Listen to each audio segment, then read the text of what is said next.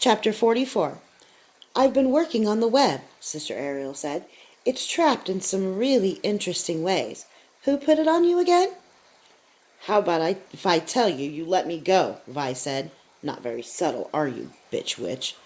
They were heading back to the trail after taking a huge detour around the rebel camp at Havermer.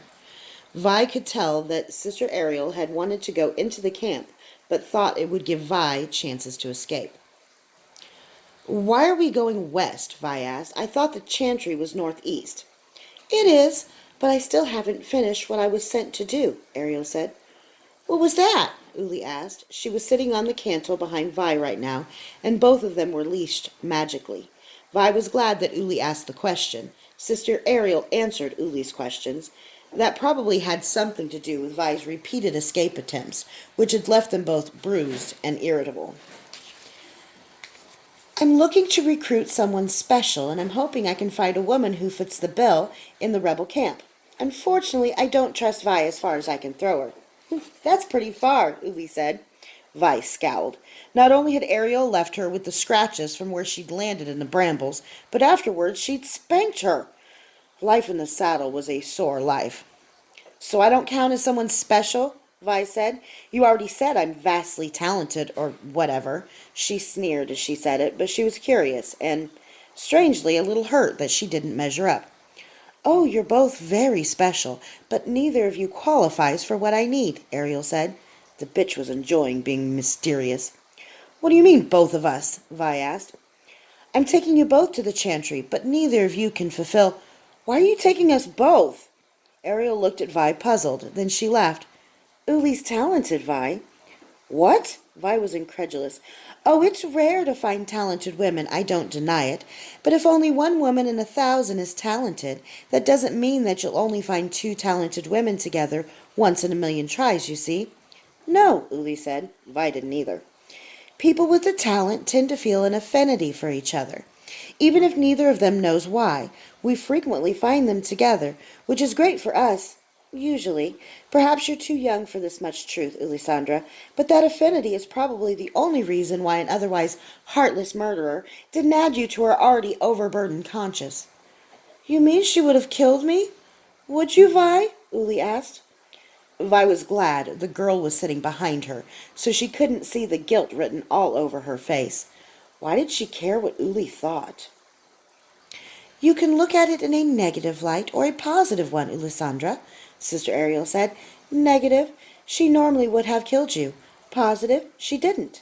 And she's had many opportunities to change her mind since then and still hasn't. You might even say, Vi likes you. Do you like me, Vi? Uli asked. I'd like to kick you in the head, Vi said. Don't take it too hard, Sister Ariel said. With the way she was raised, Vi's well, let's be charitable. Let's call her an emotional cripple. She's probably only poorly able to differentiate between most of her emotions, feeling comfortable only with rage, anger, and condescension, because they make her feel strong. Indeed, I'd guess her interactions with you may well be the first positive ones she's had in her entire life. Stop it, Vi said. Ariel was cutting her into pieces and scoffing at the bits. This is positive? Uli said. She doesn't shy away from your touch, Uli. When you ride with her, she's at ease. For anyone else, she'd be constantly on guard. I'll kill the little wench the first chance I get, Vi said. Blessed her, Ariel said. What's that mean? Uli asked. It means horse shit, Vi said. So you just keep being nice to her, Uli, Ariel said, ignoring Vi, because probably no one else in your Tyro class will like her very much. In our class, Vi said.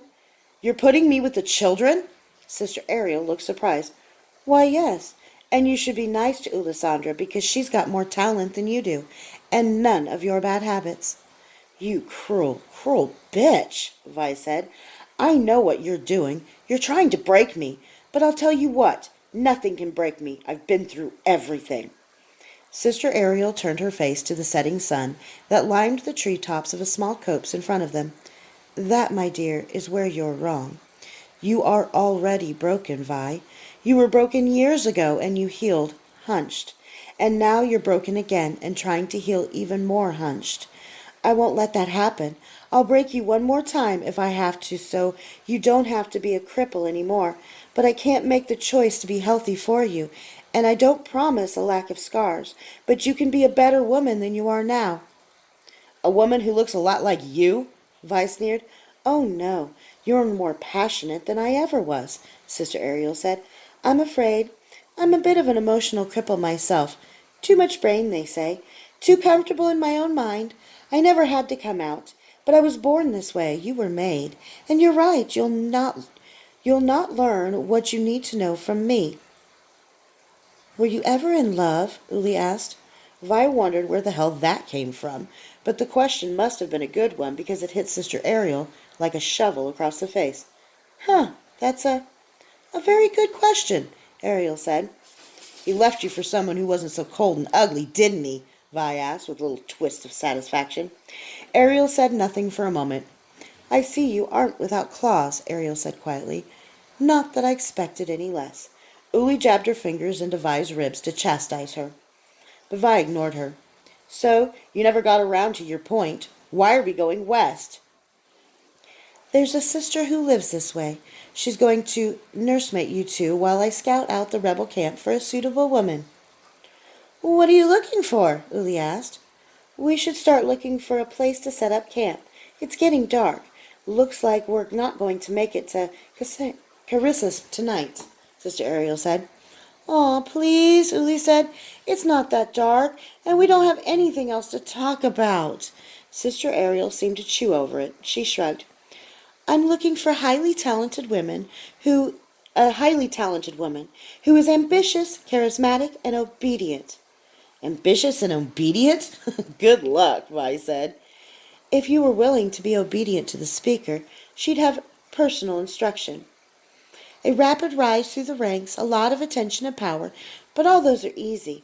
The problem is that she has to be new, because we have to be sure of her loyalties, and she has to be married. A woman whose husband is talented would be a real gem. So, when you find this married woman, you're going to kidnap her? Vi asked. Isn't that a little risky? Another person might have said immoral, but, well, a truly kidnapped woman wouldn't cooperate. Ideally, we'd like to have the man on the premises. Just sticking a wedding ring on a woman's hand isn't going to cut it. The more permanent and steady the marriage appears, the better. Why not have Vi do it? Uli asked. She doesn't want to be stuck in classes with me and the other 12-year-olds anyway. Ariel shook her head. Believe me, I thought of her first, but she's totally unsuited to the task. You mean as a student or a wife? Vi asked. Both. No offense, but I've known men who married the wrong woman, and they were all miserable. I'm sure we can ask some man to marry you, and we get lots of takers. You're a beautiful woman, and around beautiful women, men tend to think with their... She looked at Uli and cleared her throat. Irrational side. Even if we could bribe the right fool, and believe me, the chantry would, they won't put some man's happiness ahead of the chantry's welfare. Even that, then it wouldn't happen. Vi isn't trustworthy. She isn't obedient, nor is she intelligent enough. God, you really are a bitch, Vi said, but Sister Ariel ignored her. And besides, she'd probably try to run away, which would destroy her usefulness to us and waste all of our effort. So, like I said, totally unsuitable. Vi stared at her hatefully. She knew the whole discussion had just been a ploy to cut her down, tell her how unworthy she was, but the intelligent comment had cut deeper than anything. For all the times that she'd been complimented in her life, men did a lot of that when they were trying to get up her skirts. Whether the compliments had been crass or poetic, they had always been about her body. She was smart, damn it. Sister Ariel stared right back at her. Then she seemed to look deeper. Stop, she said.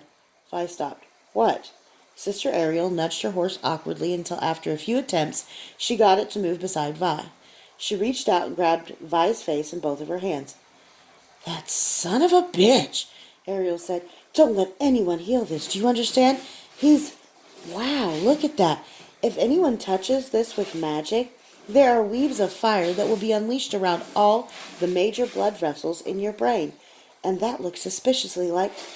Have you lost control of your body at any time you can remember? What do you mean, like pissed myself? You'd know what I mean if it happened. I'm going to have to see if Sister Driss and Niall will come back. She's the only one I'd let touch this." "Who's that?" Uli asked. "She's a healer, the best with tiny weaves that I know.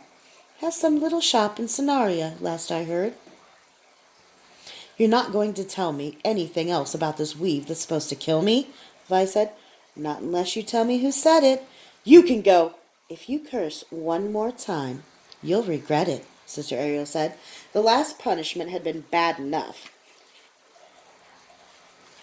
and the satisfaction from cursing small enough that Vi choked back her words. They had entered the copse of trees when Vi spotted something partially hidden under leaves off the side of the path, something like dark hair glowing in the dying sunlight. Uli followed her gaze. "What's that?" "I think it's a body," Vi said, and then, as they left the path to take a closer look, her heart soared. It was indeed a body, a death that meant life for her. It was freedom and a new start. The dead man was Kyler.